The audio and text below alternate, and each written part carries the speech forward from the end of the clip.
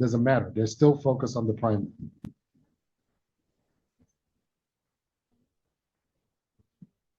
Yeah. Okay, good morning. I wanted to say something about conditional power. Conditional power is the power analysis given the data, what we have generated so far. This is a kind of case study that we have helped ICMR, and there was a COVID epidemic or endemic. This is they had a research question about plasma intervention, whether it is useful for moderate cases. So that time the ICMR planned to have a study. Fortunately, that we had the PIF coordinator of the study, the CMC graduate. So he asked our help to look at the data and see whether we can stop this here and so on and so forth. Now, this is before I go there, so I wanted to tell you something about what is the question, what is alpha error and what is beta error, and so on and so forth. This is the question which they had. Is convalescent plasma effective in reducing the mortality in moderate coronavirus disease in adults in India as compared to standard care? So therefore, you have a new intervention plasma, convalescent plasma, and standard of care. I don't know what is standard of care. Let's say that is a standard of care. So the alternative hypothesis, null hypothesis, is no difference between the two arms. When we say the p-values, the p-value we have been talking about p less than 5. That is, what is the meaning of the p-value? What is the probability that the difference shown occurred with the chance? So there is a difference between the two groups. What we are saying, the difference will have occurred by chance is less than 5%. On the other hand, the type 2 error is that's something which we wanted to see. If we say that there's no difference, is it because of the size? It's not enough. What is the probability that if a true difference of stated magnitude existed? There is a difference which is available, but the study would not have picked it up as statistically significant.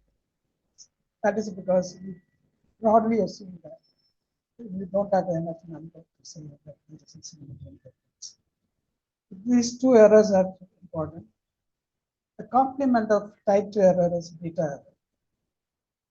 If the true difference of stated magnitude existed, then the study would have picked it up as statistically significant. So minimum we should have 80%. That means there is a difference, and the study is able to pick it up 80% of the time as statistically significant. Power of the study that we know. This is the basis. What Kant has presented nicely that what happens when you plan for more interim analysis and so on. That means basically you are doing the test again and again, and therefore what kind of errors could occur. So this slide says, this is from Prof. This slide tells you that if I do 5 times the test, that the alpha error increases to 14%. It's not the 5, so-called 5%. So invariably we are increasing that error without we realizing it. But if we use the p less than 0.5, having done 5 tests, and so on. So therefore,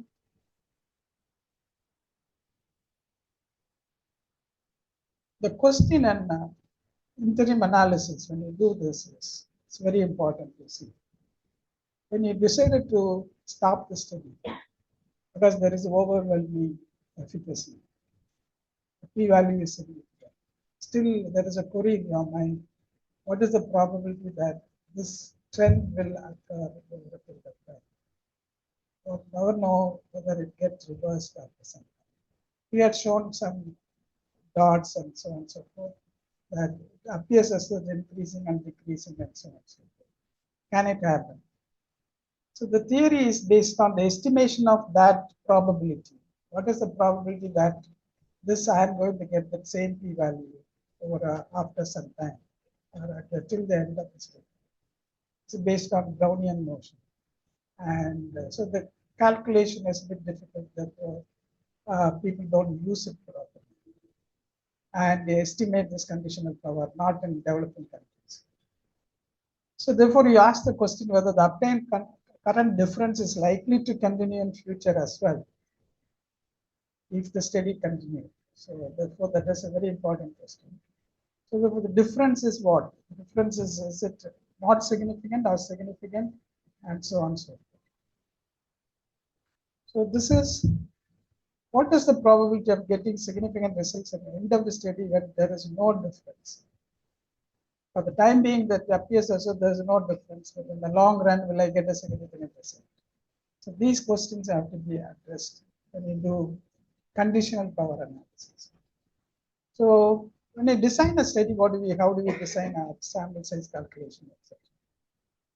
So this is Khan's slides. So this is, as you see here, started out with the high value and it's coming down and going up and so on. There is a trend increasing over a period of time as sample size power increases. Now at this level 0, Z4, the fourth interim analysis, we would like to ask the question, will the trend remain same or will be changed? How do I estimate that? That is called conditional power. Now, this is again coming back to the concept of this 5 interim analysis plan. This is the stopping rule is at 5%, and the error increases to 14%. So invariably the error increases. So therefore, we need to see, having understood this concept of increasing error, how do you predict the probability, saying that the trend will remain same? So the calculation of conditional power, there are 3 components which we need to remember. One is the design. The design is that something which the doctors or the physicians sit and think about it, discuss about it, and say this is the kind of efficacy that I would get, the difference I would get. That is called design effect. It's not the one which we talk about in cluster analysis. Design is basically what is the expected difference between the 2 arms that we are planning for.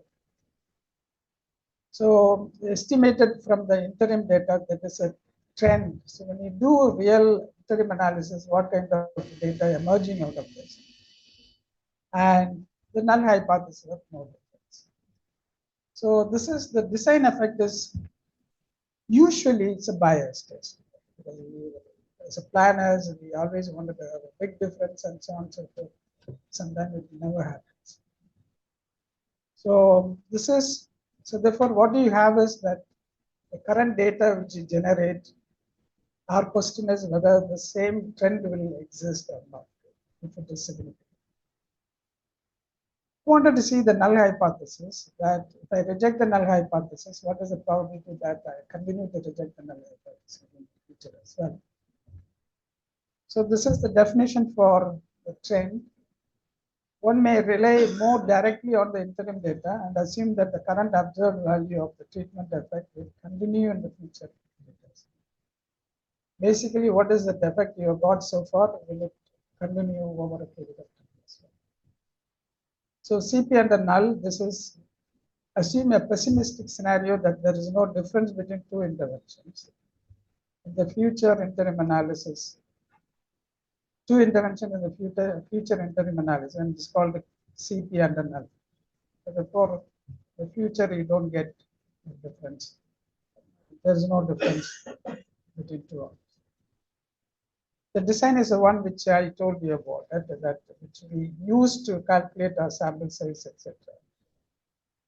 Which is a big concern when you do this. Usually, we aim for a big difference and so on and so forth, which doesn't happen. Challenges in the analysis. So this is what we said. Kant also showed some. This is a hypothetical plot.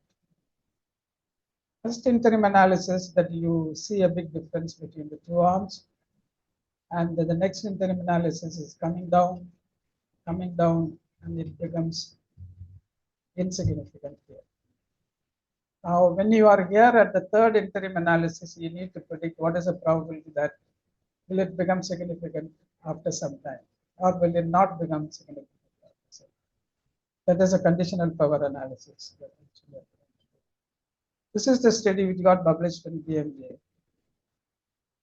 So this is the ICMR asked us to look at the conditional power of the data.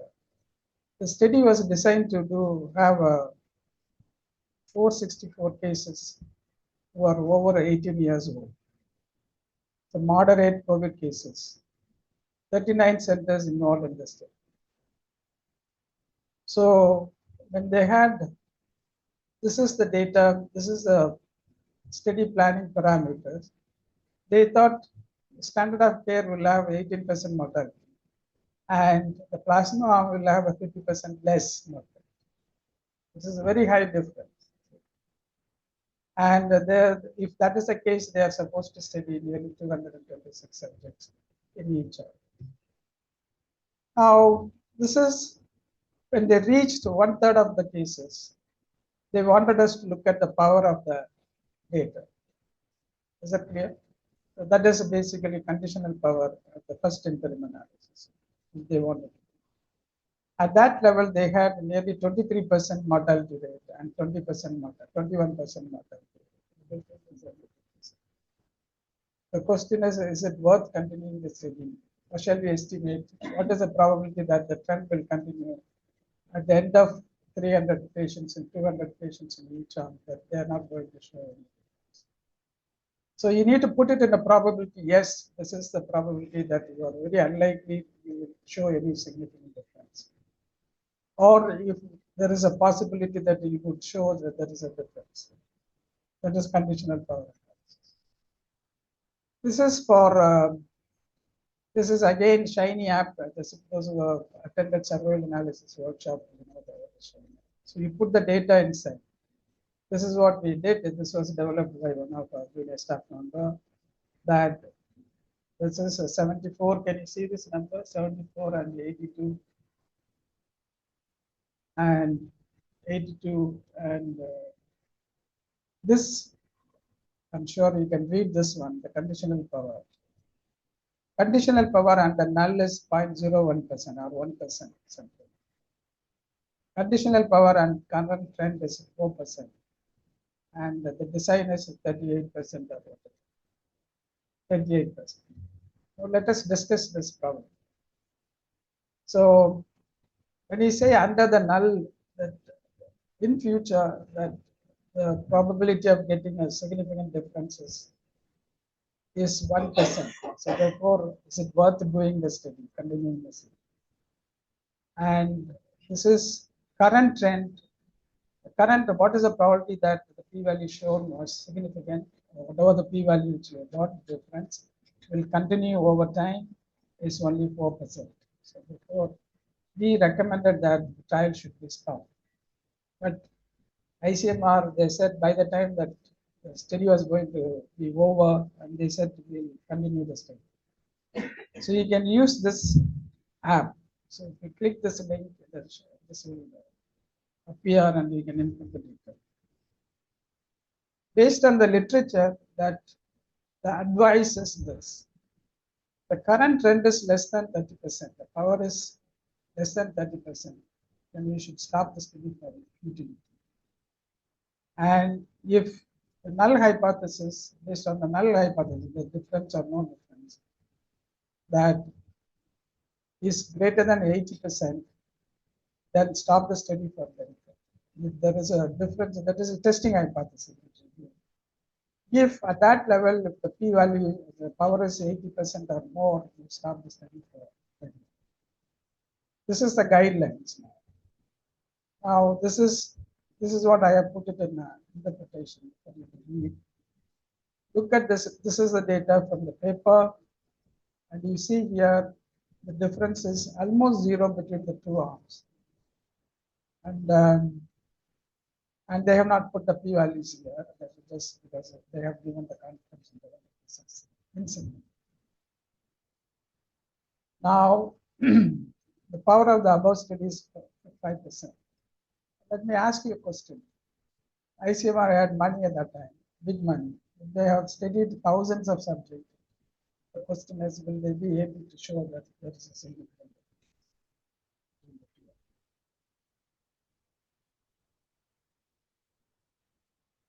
You understand my question? They had a money, so the power is currently, the current power is 5%. If they had increased their sample size, would they be able to show that there is a difference?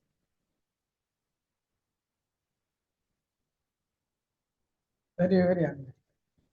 The current power is only 5%. We understand this. So very, very unlikely that even if you study thousands of subjects, you may not be able to show this. Now let me show you some. This is the statistics to remember when you do conditional trial. Trend analysis, if the p-value is the power calculation is less than 30% based on your app which you have shown. Then trend is less than 30%, you just stop the study for 3 months. It's very unlikely that you are going to show any difference. But there is a difference and the power is over 80%, and then stop the study without doing further interim analysis. Let me show you some data from the literature. Now let me ask you a question. What would you do based on this? The percentage, the power is 3.18% in this study, based on the null concept, and the trend concept is 8.4%. What do you do a study? You continue the study or you stop the study? Based on these two statistics. The trend is, if the trend is, let us go back to this. If the trend is less than 30%, you should stop the study for futility. So less than 30%, you stop the study for futility.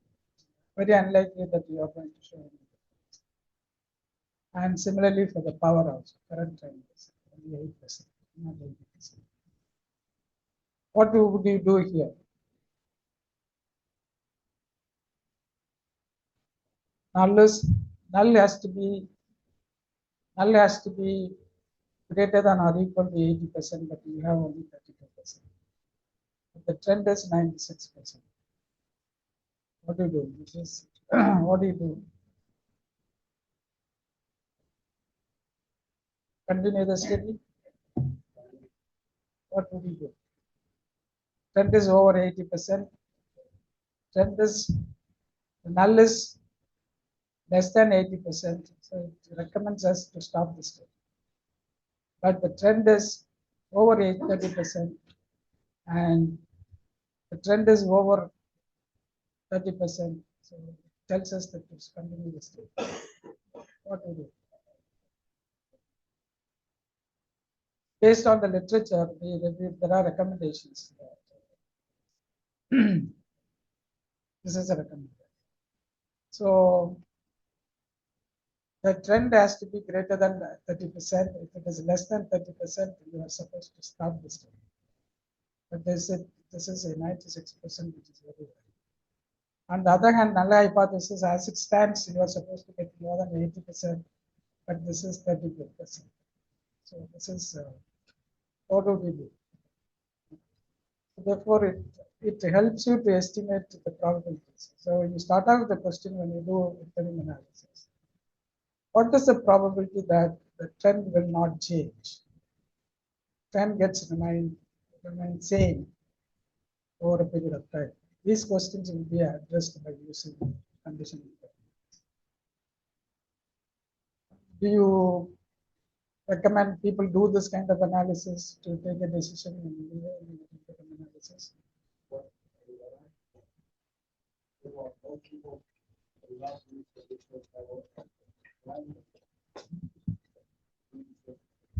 Or the primary metric for deciding there. So in their protocol or in the DSMB charter, they would have most people put a group sequential method based on usually O'Brien Fleming or PHRI boundary or whatever.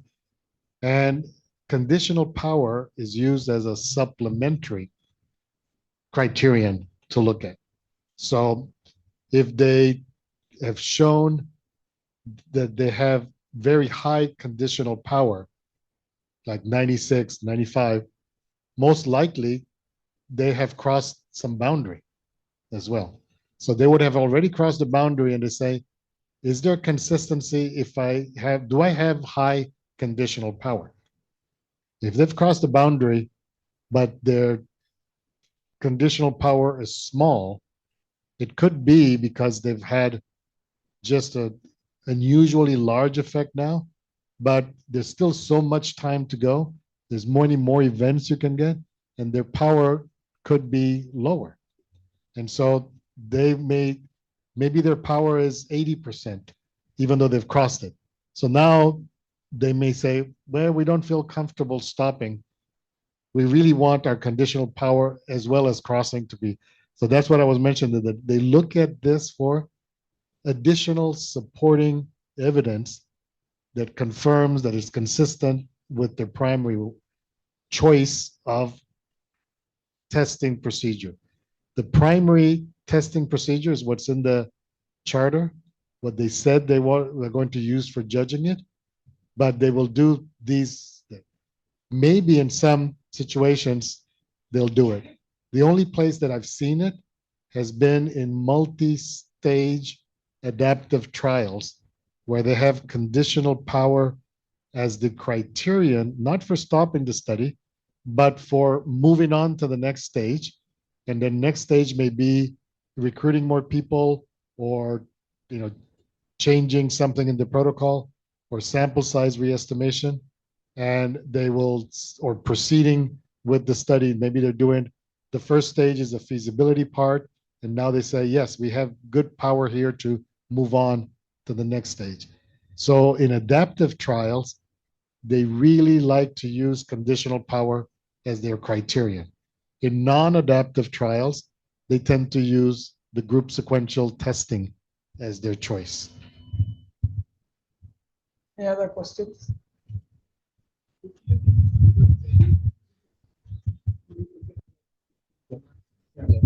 And that's primarily used. Yeah, right. Yeah, primary people do use it for futility, and so they would have said. So there's that example that I gave where they had for efficacy, the SMART trial was using the O'Brien-Fleming, but for futility they were using conditional power. Right. There is no guidance for. Yeah. This is the 30% has been. We don't address the false positives, right? Literature. So no, right. You don't worry about your alpha. Yeah, right. Yeah. So that's one thing I thought was not very useful, because when you have to stop it, trial for benefit, the alpha, like especially when you're doing in a group sequential, you have to have your alpha lower. So that's not addressed in the conditional power, the alpha.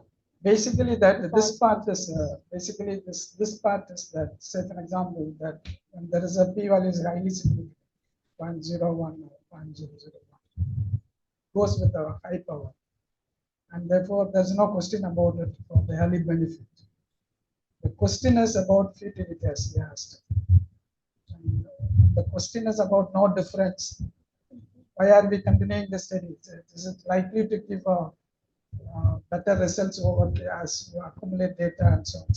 So it's a very informative metric, and it's used mainly for futility, but mainly only if you're not worried so much about futility. It's used to reassure yourself that your group sequential one is still having good power. It's not just crossing the boundary, but you still have good power.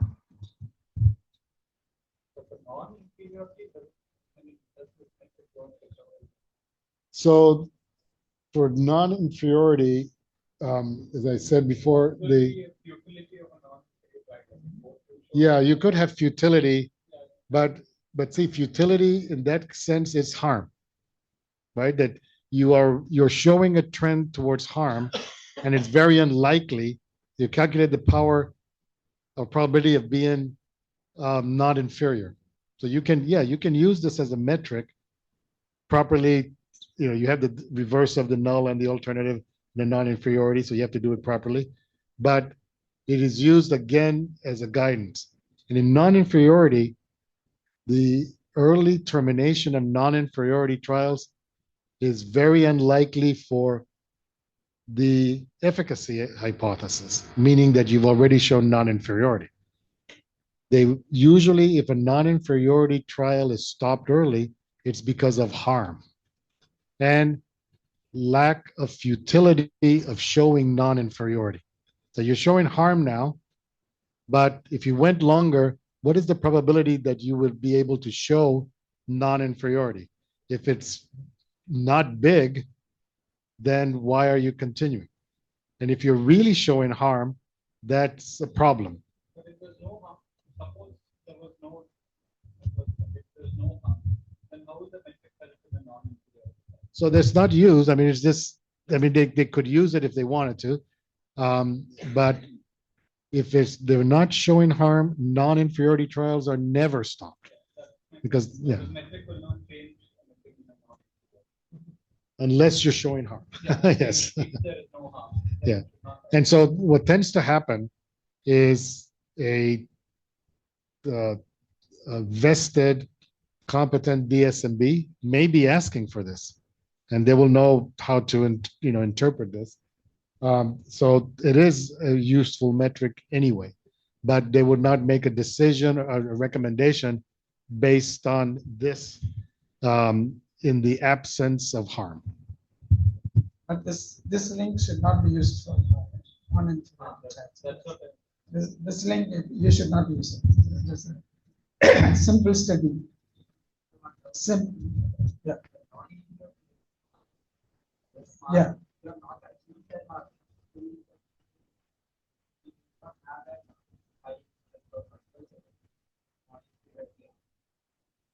Yeah. So in a non-inferiority, yes, you have this non-inferiority margin.